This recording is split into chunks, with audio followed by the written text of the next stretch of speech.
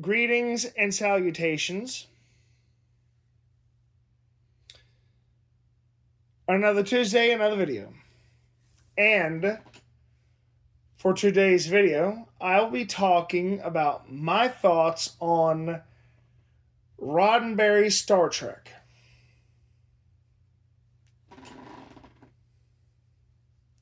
Or the Star Treks that were within that era of sorts. So, I'm figuring original Star Trek all the way up to Voyager and Deep Space Nine.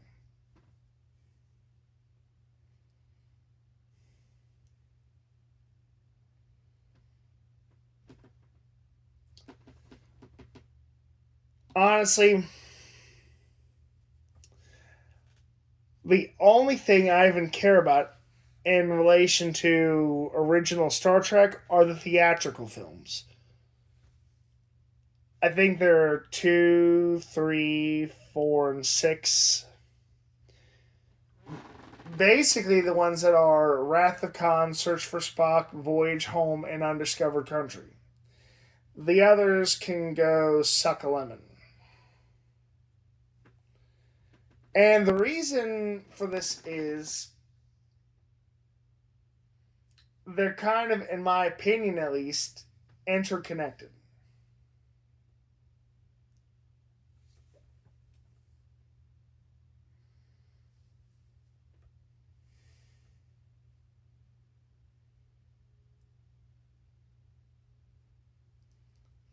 But I think out of all of them, my favorite was Voyage Home. Now,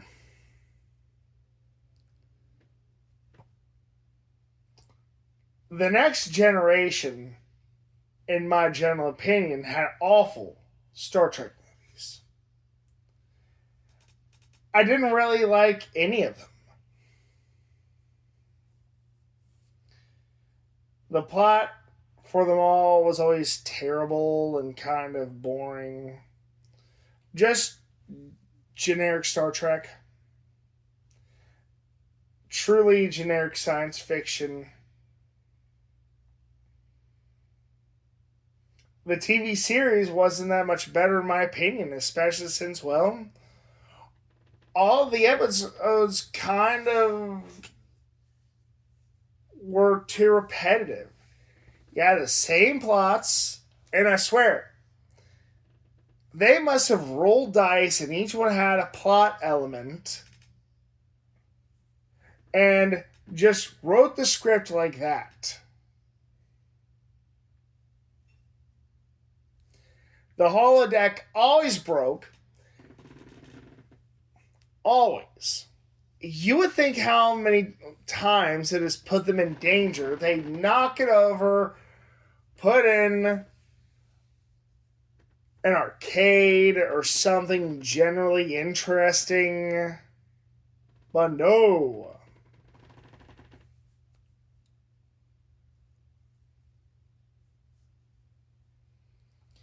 And they're always making the same mistakes with exploration, time and time again.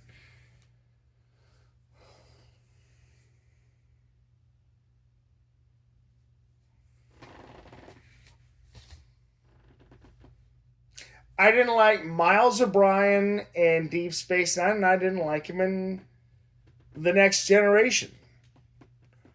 Worf got at least better in Deep Space Nine.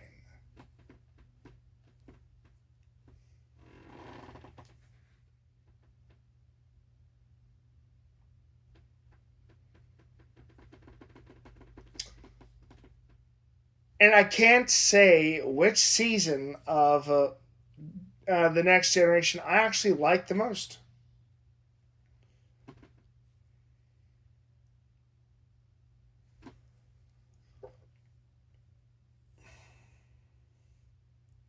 And this is the Star Trek that began the tradition of each cast having that one character that's trying to be human or human like in some way. Um, Deep Space Nine had Odo. Voyager had Seven of Nine.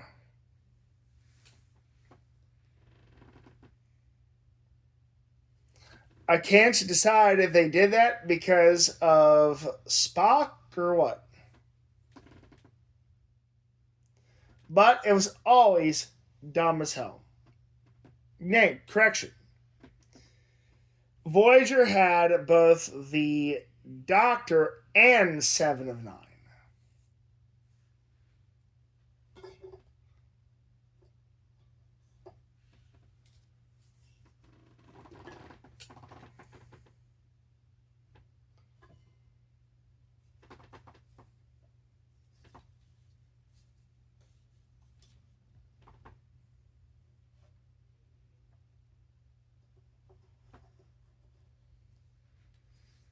Um, I mean, don't get me wrong. Seven of Nine was, well, kind of ironically oozy and sex appeal, maybe. Who knows?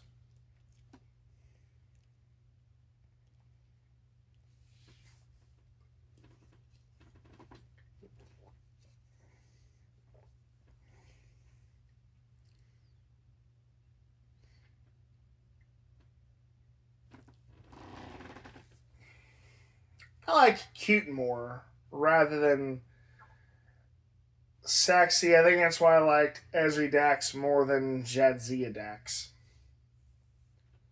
Let's talk about Deep Space Nine. There's an interesting one. My favorite Star Trek.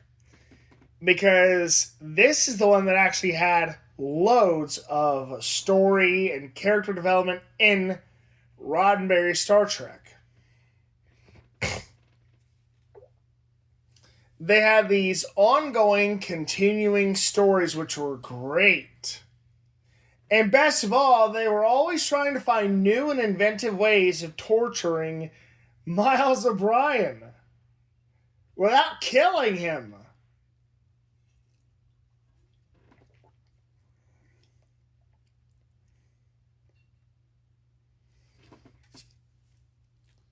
I wish I were exaggerating when I say that if there was a time where Miles O'Brien was being tortured in some way, take a shot of whiskey or your favorite alcoholic beverage. Because you'd probably die of alcohol poisoning after the end of the show. I don't know. One of y'all do the Miles O'Brien drinking game and let me know what you think.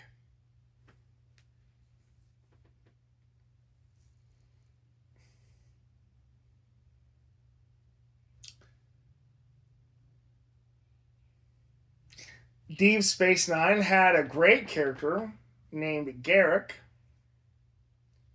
who was, let's be honest, a spy.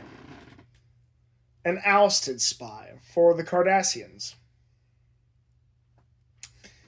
And there's always kind of a subplot going for most of the series of Garrick trying to get back home into Cardassian society.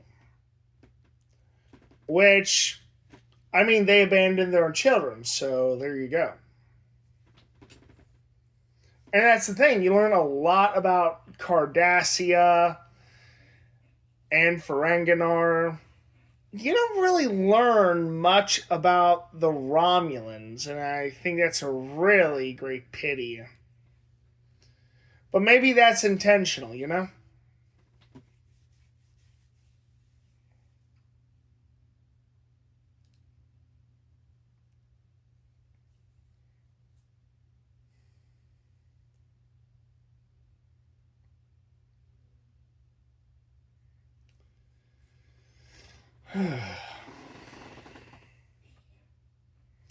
I liked the Federation's conflict with the Dominion and how it progressed and how Benjamin Sisko evolved as a character, much like Worf and the others.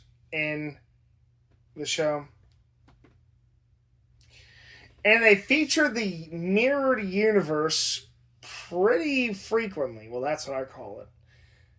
The Mirrorverse.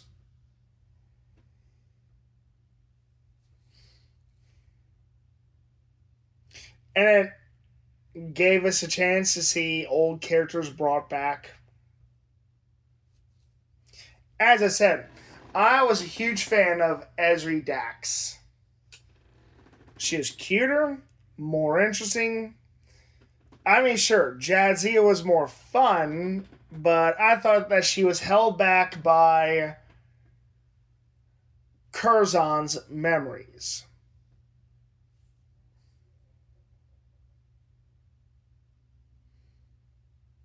But I think that partly might be due to the fact that she wanted to be a joined a trill, whereas Ezri kind of fell into it not by her own choice.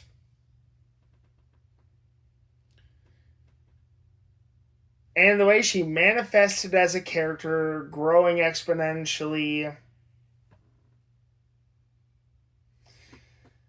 how her relationship with Worf as Dax kind of changed so dramatically. And Jadzia Dax relationship with Worf changing over time as well.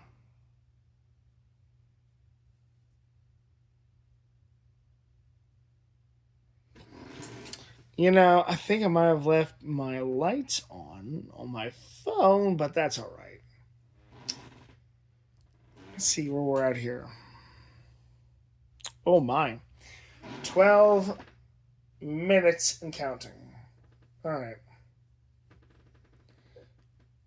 I suppose I'll wrap this up with more Star Trek repetition continuing.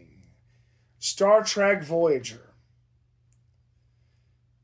Again, I tell you, they have the same kind of tropes continuing that were ever present in the Next Generation. You even had a cast member of Next Generation and kind of a side character.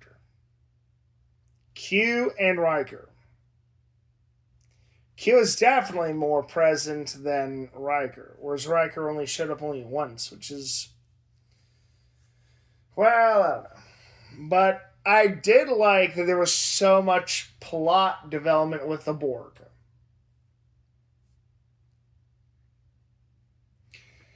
I liked how they were kind of stuck in space far away from home, and they were just trying to make it back while trying desperately to hold their values as members of Starfleet. Now, granted, there was definitely a lot of Star Trek repetition here, but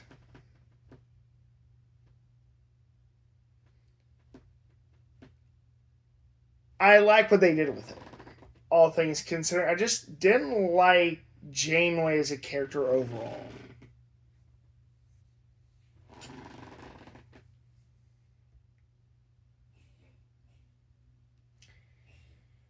I mean, let's be honest.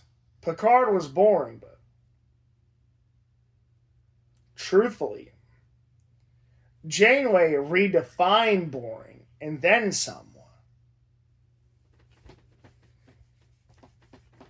She valued coffee as much as Picard valued Earl Grey tea hot.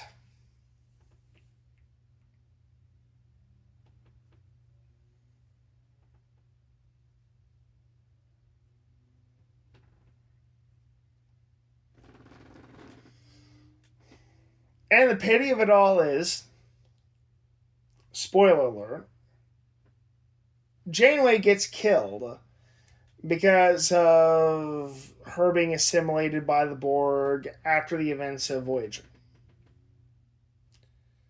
But, Seven of Nine, makes an appearance in Star Trek Picard.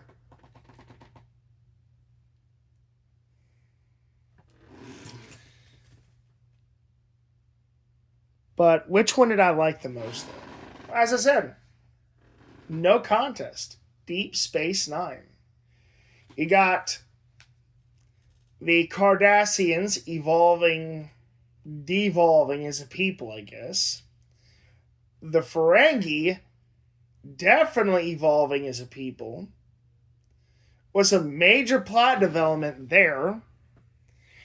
You got Benjamin Sisko's evolution as a character and his relationship with the prophets, the portal aliens, evolving as well.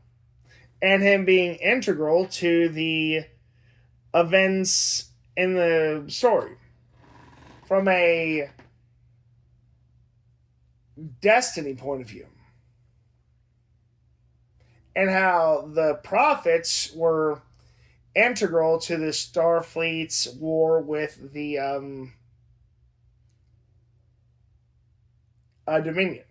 And how the Dominion kind of ruined their own neighborhood, their own part of the universe.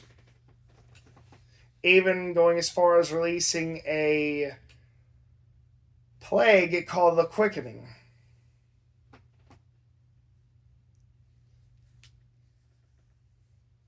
I do wish there was more character development, but what they had was really good at the peak of Star Trek. I agree with that. Odo, I could have took him or leave him, but I understand his importance to the story. How, spoiler alert, he was the one they used to infect the founders, shapeshifters. I think that's going to do it. So, stay frosty.